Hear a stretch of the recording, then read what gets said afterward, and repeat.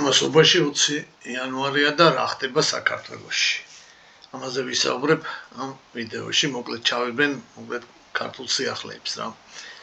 რა არის ახალი და საინტერესო. დაალაიქეთ ვიდეო, გამოიწერეთ ჩემი გვერდი და გააკეთეთ დონაციები. ხომ თავარი სიახლე რა იყო ახლა მოკლედ გუშინაც დავდე ვიდეო.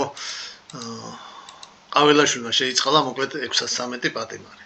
ეს ძალიან მასშტაბური შეწყალებაა და მე ორივე ხელით ვემხრობი, კარგია რომ ამდენი პატიმარი შეიწყალა. თუმცა აქ ვიღაცები გამოხდნენ, ხალხი შეწყალებას აპროტესტებს. წარმოიდგინეთ, აი ამ ადამიანების მორალური სახე რა.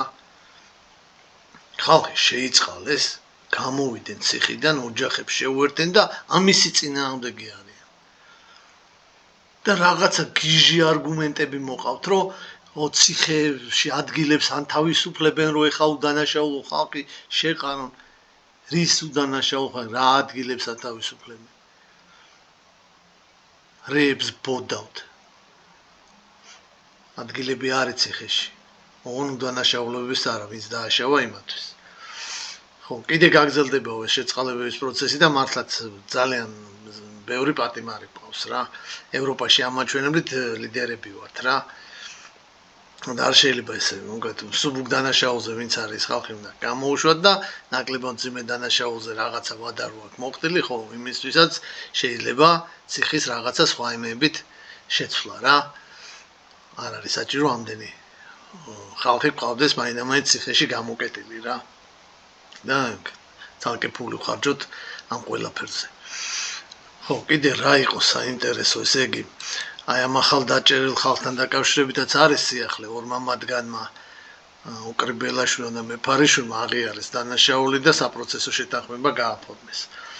რაღაც ჯებირების და იმის დაზიანებას ედავებოდნენ 3-დან 6 წლამდე პატიმრობა ემუქრებოდა და ეხა ამ შეთანხმების შედეგად 10 თვე იჯდებიან და გამოვლენ რა. თუმცა მე მაქვს იმედი, რომ სააღრომოდ ყაველაშვილი ამათაც შეიწყალებს და უკვე 2-3 თვეში ესენიც სახში იქნებიან და ეს იქნება ჩემი აზრით სწორი. ხო, მთავრობის ხდომა შედგა, კომბახიძეს მიყავდა, მე ეკონომიკის მინისტრმა დავითაშვილმა რაღაც ბრიფინგი ვითქონდა, რაღაცებზე ისაუბრა. ხო, აზიანის აეროპორტის მშენებლობაზე ისაუბრა. იქ რაღაც სამუშაოები დაწყებულია, ეხლა კონკურსია გამოცხადებული ამ აეროპორტის დიზაინზე და მე მშენებლობა დაიწყება და მოკლედ ახალი დიდი აეროპორტი აშენდება. აგრეთვე დაწყებულია ლაგუნა ვერეს მიმდებარე ტერიტორიის რეაბილიტაცია, მოკლედ იქაც რაღაცა კეთდება. ხო, ეხლა წლის დასაწყისია და ქვეყნდება წინა წლის ეკონომიკის და სხვადასხვა დარგების მოკლედ დაზუსტებული მონაცემები რა, შედეგები რა და როგორ. ხო, რატო წუწუნებს ეს ტურიზმის სექტორი გაუგებარია, იმიტომ რომ კარგის დააქვთ 2024 წელს 7.3% არის გაზრდილი შემოსავლები ტურიზმიდან და თითქმის 4.5 მილიარდ დოლარს მიაღწია. ხო, რაც რავი, რეკორდული მაჩვენებელია რა. მიუხედავად იმისა, რომ დეკემბერში შემცირება იყო, წლიურ წლში მაინც კარგის დააქვთ. ხო, შემცირებულია სხვათა შორის რუსი და უკრაინელი ტურისტების რაოდენობა და გაზრდილია ევროპიდან შემოსული ტურისტების რაოდენობა. თუმცა შემოსავლების კუთხით მაინც ჯერჯერობით რუსეთია ლიდერი 850 მილიონი დოლარი. ევროკავშირი 571 მილიონი დოლარი, მესამე ადგილზეა თურქეთი 612 მილიონი დოლარი. შემოსავალი მოგვიტანეს თურქმა ტურისტებმა. აგრეთვე გაზრდილია ისრაელიდან ტურისტების რაოდენობა და შესაბამისად შემოსავლები საუდის არაბეთიდან და ახლო აღმოსავლეთის სხვა ქვეყნებიდან. ხო, აქ მოკლედ საქმე ჩემი აზრით კარგად არის და ხა. ვინ წუწუნებს და რა მიზნით არ ვიცი. ხო, რაც შეეხება საგარეო ვაჭრობას, საგარეო ვაჭრობის ბრუნვაც არის გაზრდილი წინა წელთან შედარებით 8% და 23.5 მილიარდ დოლარს შეადგენს. გაზრდილია როგორც ექსპორტი, ანუ რასაც ვყიდით, 6.5 მილიარდი დოლარის პროდუქციას ვყიდით, ისე იმპორტი. იმპორტი თითქმის 17 მილიარდია, ანუ რასაც ვყიდულობთ. ხო, ეხლა ვინ არიან ჩვენი ძირითადი სავაჭრო ეკონომიკური პარტნიორები? ვისთან გვაქვს რა ძირითადად ვაჭრობა? ხო, სამეული გამოიყურება ესე.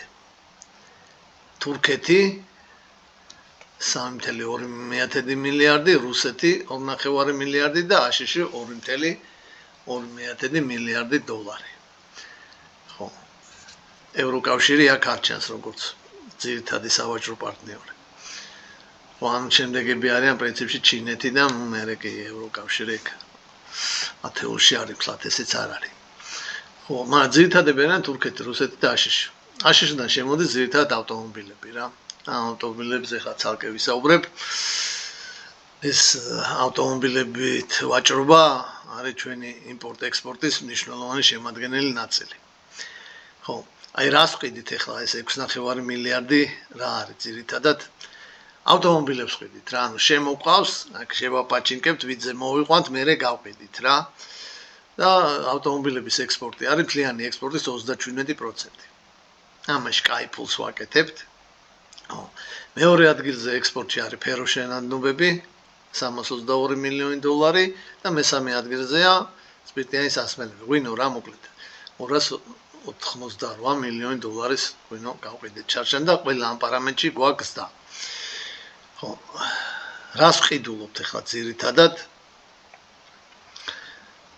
სუბუქ ავტომობილებს ვყიდულობთ ისევე რა, ამერიკიდან მოკლედ შემოყავს 3.5 მილიარდი დოლარის იმპორტი ხორციელდება, რაღაც ნაწილი ჩვენ ვყიდულობ და ადგილობრივი მასში რჩება და დანარჩენი ნაწილი გადის მოკლედ რეექსპორტზე. ეს მანქანების იმპორტი შეადგენს 20% მთელი იმპორტის რა. ანუ რასაც ვყიდულობთ, აქედან მეხუთედი არის მანქანები. მეორე ადგილზეა ნავთობი და ნავთობპროდუქტები 1.3 მილიარდი დოლარი და მესამე ადგილზეა წამლები რა, სამკურნალო საშუალებები რა. 622 მილიონი დოლარი. ხო. აი ესეთი ამბებია მოკლედ ვაჭრობის ხრივად და აქაც ზრდის ტენდენციებია. ხო, და ეგ ზოგიერთმა რო იცით ხოლმე ეკონომიკა და ეს ქარხანა რო გონიათ მარტო ეკონომიკა რა. რუსთავის ავტობაზრობაც ეკონომიკაა. მოსახურების სფეროში გადის რა. იყიდე და მერე გადაყიდე. ხო, და იმ ხელა შემოსავალი მოაქვს ჩვენი ქვეყნისთვის, რომ ვერც ერთი ქარხანა მაგ ხელა შემოსავალს ვერ მოგვიტანს.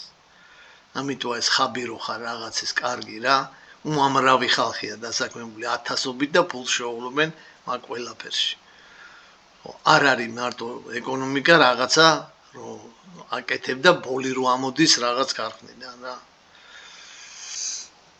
ხო, აი ეს იყო ძირითადად ის, რაც საინტერესოდ მომეჩვენა ამ მომენტისათვის ნიუსებში.